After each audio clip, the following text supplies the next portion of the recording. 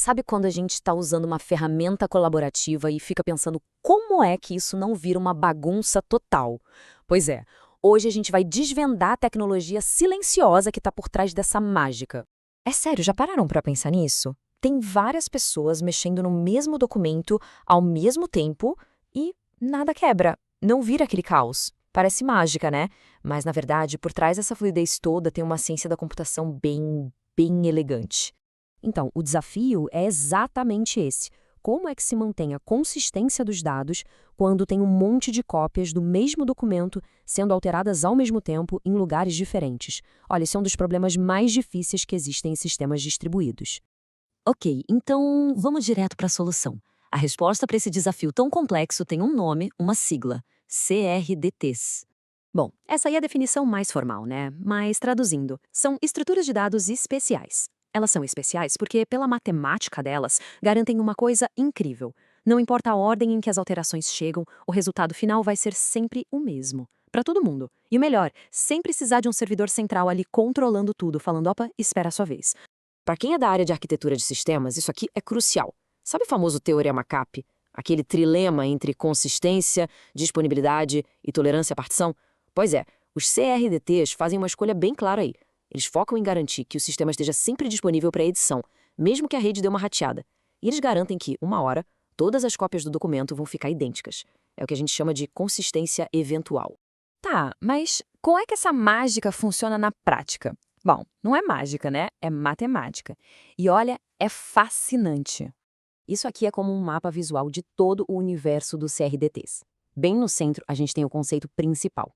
De um lado estão as propriedades matemáticas, que são a base de tudo, o alicerce mesmo.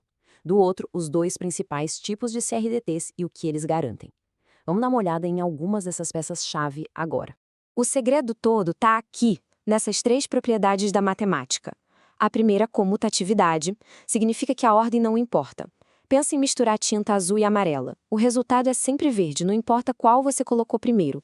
Depois, a associatividade, que deixa a gente agrupar as operações do jeito que for mais conveniente. E, por fim, a idempotência. Essa garante que se a gente repetir a mesma ação, tipo clicar em curtir várias vezes sem querer, não vai dar problema, não vai contar dobrado. Juntando tudo isso, essas regras garantem que todo mundo vai chegar no mesmíssimo resultado final. Sensacional, né? Basicamente, existem duas grandes famílias de CRDTs. A primeira, baseada em estado, é como se a cada mudança você enviasse o documento inteiro, a foto completa do dado atualizado. É mais simples, mas claro, gasta mais rede.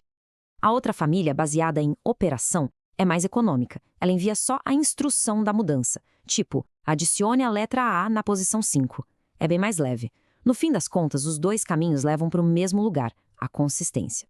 Beleza, a teoria é muito legal, mas nada como ver um código para a coisa ficar mais concreta, né? Então vamos dar uma olhada num exemplo que é simples, mas super poderoso. Um contador distribuído.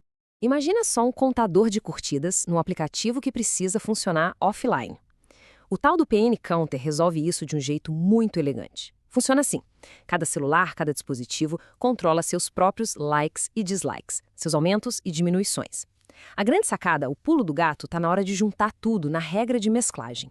Quando a gente sincroniza, para cada pessoa a gente sempre pega o maior número de incrementos e o maior número de decrementos que já foi visto. Simples assim. E isso garante que nenhuma curtida, nenhuma operação seja perdida no caminho. E olha só como isso fica no código. Não importa a linguagem, se é C# ou Go, a lógica é idêntica. A regra é super simples. Sempre pegar o valor máximo entre o que já existe e o que está chegando. Essa linha aí, essa operação de max, que faz a mágica acontecer. É ela que garante que tudo vai convergir direitinho, sem nenhum conflito. Ok, saindo um pouco do código. Onde mais essa tecnologia está fazendo a diferença, mudando o jogo? Olha, a lista de aplicações é impressionante de verdade. A gente está falando desde editores em tempo real, como o Figma, até aqueles aplicativos offline first que precisam funcionar mesmo sem internet e sincronizar depois. E não para por aí. Bancos de dados replicados pelo mundo todo para ter baixa latência, sistemas gigantes coletando métricas. Os CRDTs estão em todo lugar, no fundo permitindo que os sistemas sejam mais resistentes, mais resilientes e, claro, muito mais rápidos para quem está usando. Agora, vamos dar um passo atrás para a gente entender o que tudo isso significa num panorama maior, na arquitetura das coisas. Essa frase, que vem do artigo original sobre o tema, resume tudo de forma perfeita. É como se o próprio dado ficasse inteligente. Isso é uma mudança de paradigma, sabe? A gente para de perguntar como é que a gente resolve os conflitos e passa a perguntar como a gente pode criar os dados de um jeito que os conflitos simplesmente não aconteçam. E é aí que está o ponto principal. Usando CRDTs, o trabalho de desenvolver sistemas distribuídos, que são super complexos, fica mais simples e mais robusto. Arquiteturas que antes eram um pesadelo para implementar se tornam muito mais acessíveis. E o resultado final? Aplicações que estão sempre online, sempre disponíveis e respondendo muito rápido. E para a gente fechar, fica uma provocação, uma pergunta para a gente pensar.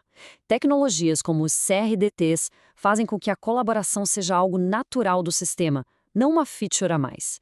Então, imagina só o que aconteceria se essa capacidade de colaborar em tempo real, online ou offline, não fosse mais um recurso especial, mas sim o padrão, a base sobre a qual todo software é construído.